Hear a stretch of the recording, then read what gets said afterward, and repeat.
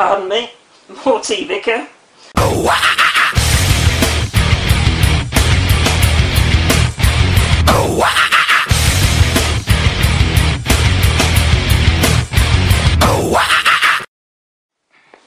Hey guys, welcome back to part 2 of my 500 subs Q&A.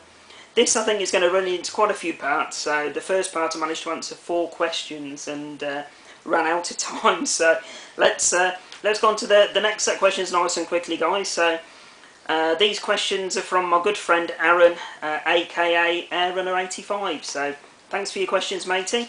And right, first of all, if you could have any console given to you to add to your collection, what would it be and why? So I don't know if as it's coming up to Christmas, if Aaron's looking at sending me something through. So take note, matey. If you are looking at sending something through, I'd love a Neo Geo AES. These are really expensive machines, and I think Lefarius picked one up recently. Absolutely fantastic machine, but incredibly expensive. I think since I've been looking on and off the last few weeks, they've ranged between £130 and £250 for a boxed one, and that's just basically for the console itself.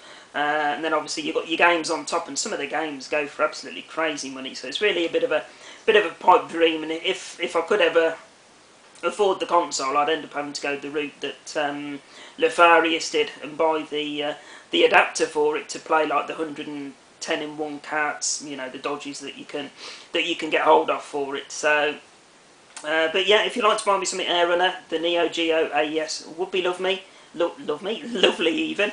Drop me a PM and I'll send you my address to send it to. So, thanks, matey. Next question from Airrunner. What are your 2 most favourite Master System games? I've probably got about 50 games for the Master System. It's not a system I play a lot at the moment. Obviously the Mega Drive gets the majority of my time. But out of the games that I've got already in my collection, the first one I go for is Teddy Boy, which is a bit of a crazy platformer, but a really good game. And then the next one would be Wonder Boy 3. Love the Wonder Boy series, absolutely fantastic on the Master System, and equally as good if not better on the Mega Drive, so Wonder Boy 3. Next one, what other hobbies do you indulge in? With 3 children under the age of 5, I don't really have a lot of time for hobbies, so the children are really my main hobby, spending time with them, going out and about with them, sitting with them, reading and all that sort of thing. Apart from that, when they get to bed, I love to sit down and watch good films. So I'm a big fan of my movies. I've got a lot of DVDs. I've got a lot of you know, quite a good Blu-ray collection building up, and I'm also into collecting Laserdiscs as well. Although recently, with funds being tight, then you know, I've not really had the chance to buy many Laserdiscs to add into my collection. So you know, that's something. I've probably got about 20 Laserdiscs at the moment, but as and when funds allow, and you know, then I'll pick some up and add them to collection. So movies is a big love of mine, and also fish keeping and reptile keeping. So you've probably heard from my tag videos before. In my living room, I've got 3 fish tanks. One of them's a breeding tank, so I do breed cribs, and then move those into my community tank. And I've also got a big 450 litre aquarium with 3 large tiger Oscars in and a large plec. Snakes, big fan of snakes. I've got a corn snake, which is about 5 foot. That's an amel corn snake. I've got a large royal python that again is close to 5 foot. And then I've got a female boa constrictor, which I think she's about 5 foot as well, but she will potentially grow between 8 and 12 foot. So she's going to be a bit of a beast when she's older. But yeah, I love snakes. I've got a couple of leopard geckos as well, and as always with most of my hobbies, if space allowed, then you know, I'd have a lot more. I'd love a carpet python. You know, if I was able to, I'd love a Burmese python, the albino Burmese python. But they can get up to about 18 foot, something like that. So you really need 3 or 4 people holding one of those when you get it out, etc. So, but yeah, that's sort of thing that I enjoy doing with the very little spare time that I get in between looking after the kids. So that's that one. Next question from Air Runner: have you purchased the DVD The Edge yet? No, I haven't, but I've got a big list of horror films that I'm after, so I've probably got about 20 films, something like that, to keep an eye out for cheap. So, no, I've not brought it yet, but yes, it is on the list. And the last question from Air Runner is: what's the most difficult game that you've played?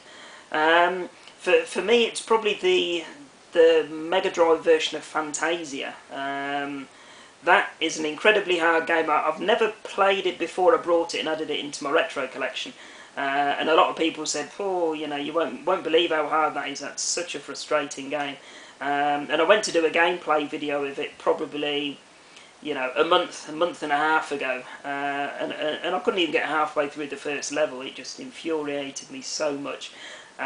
So yeah, probably Fantasia. That came very close to being thrown out the window. So it really annoyed me.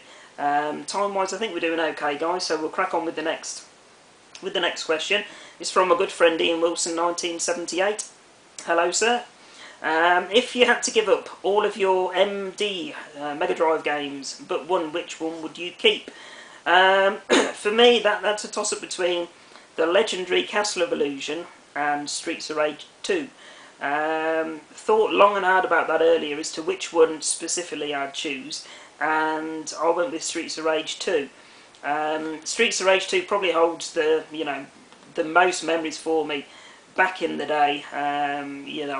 The music, just I love the music in it. The music's just fantastic all the way through the game.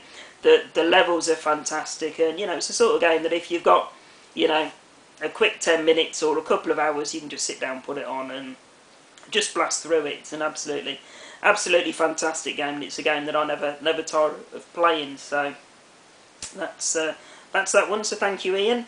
And last couple of questions for this part, guys, and then I'll chop it off and get these 2 parts uploaded, and then come back and do another couple of parts. So these next 2 questions are from a guy called Daddy O'Kill. So thanks for your questions, matey. First of all, nice easy question for me: Mega Drive or SNES? For me, always the Mega Drive. For some reason, it was always Sega around my neck of the woods.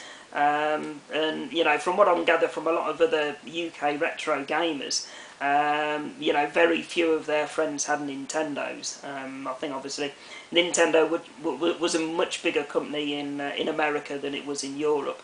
And for me, it was always the Sega Mega Drive, the Sega Saturn, the Sega Game Gear. Those were all the consoles that I had as a kid. So Sega wins hands down. Although, to be fair, since I've discovered Nintendo and I've got back into retro gaming, I do love the games on the NES and the Super Nintendo and the Nintendo 64. So I can appreciate it's got some absolutely fantastic games. There's a lot of games on my wanted list for the SNES. So I know there's some absolutely gems, some real gems of games out there for it, and I am looking forward to picking those up. So I'm not as much of a Sega fanboy as I used to be, since I've experienced playing on the Nintendo consoles. So, but I'm always Sega at heart, guys. So Mega Drive is the answer for that one. And finally, the last question from Daddy O'Kill: if zombies attacked your house, what would you protect? Naturally, I think most people would say probably the wife and kids first of all. So that would be my first answer. Gaming wise, it would have to be my Mega Drive collection. I'm up to 200 games on the Mega Drive, well 198, so nearly 200 games on the Mega Drive already, and I really wouldn't fancy having to start that collection again from scratch. All of my other collections are much smaller, and if I had to restart collecting on those, it wouldn't be the end of the world. But to be so far into a complete PAL Mega Drive collection, and to lose that to some Mega Drive Robin Zombies, that would really piss me off. So there we go, it's my Mega Drive collection. So thanks very much to Daddy O'Kill, guys. We'll leave that for now for part 2, and I'll be back in a few minutes with part 3. So okay, bye for now, guys.